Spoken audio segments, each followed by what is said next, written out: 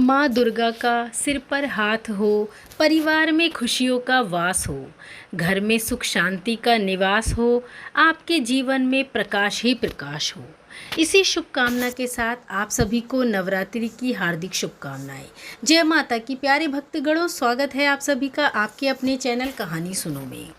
आज हम माँ जगत जननी की नवरात्रों में पूजी जाने वाली माँ, जो कि माँ का प्रथम स्वरूप है, माता शैलपुत्री की कहानी सुनेंगे। नवरात्रि के 9 दिन भक्ति और आराधना के लिए बहुत ही पवित्र माने गए हैं। इससे पहले दिन माँ शैलपुत्री की पूजा की जाती है। शैलपुत्री हिमालय की पुत्री हैं। हिमालय पर्वतों का राजा है, वह अड़िग है, उसे कोई कभी हिला नहीं सकता। जब हम भक्ति का रास्ता चुनते हैं तो हमारे मन में भी भगवान के लिए इस तरह का अड़िग विश्वास होना चाहिए, ताकि हमारे विश्वास को कभी कोई डिगा ना पाए। तभी हम अपने लक्ष्य तक पहुंच सकते हैं।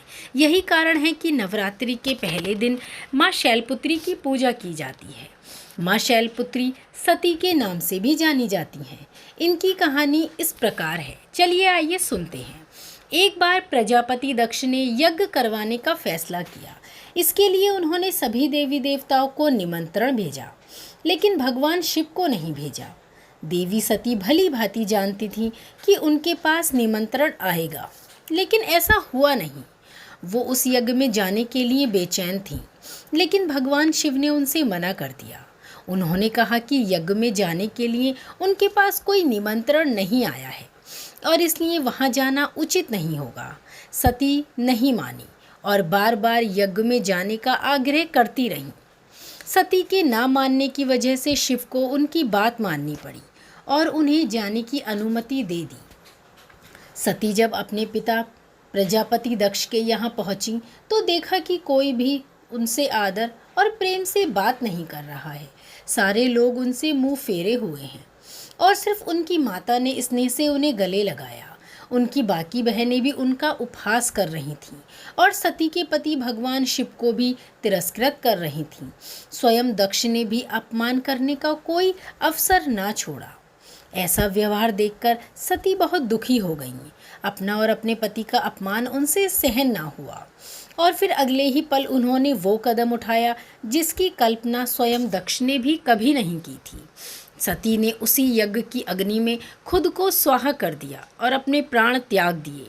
भगवान शिव को जैसे ही इसके बारे में पता चला तो वे बहुत ही दुखी हुए और इस दुख और गुस्से की ज्वाला में जलते हुए शिव ने उस यज्ञ को ही ध्वस्त कर डाला। भगवान शिव का ऐसा अनंत अपार क्रोध देखकर सभी बहुत भयभीत हो गए। इसी सती ने फिर हिमालय के यहाँ जन्म लिया और वहाँ जन्म लेने की वजह से इनका नाम शैलपुत्री पड़ा। माँ शैलपुत्री का वास काशी नगरी वाराणसी में माना जाता है। वहाँ शैलपुत्री का एक बेहद प्राचीन मंदिर भी है, जिसके बारे में मान्यता है कि यहाँ माँ शैलपुत्री के सिर्फ दर्शन करने से ही भक्तों की सभी मुरादें पूरी हो जाती हैं। कहा तो यह भी जाता है कि नवरात्रि के पहले दिन यानी प्रतिपदा को जो भी भक्त माँ शैलपुत्री के दर्शन करता है, उसके सारे वैवाहिक जीवन के कष्ट दूर हो जाते हैं।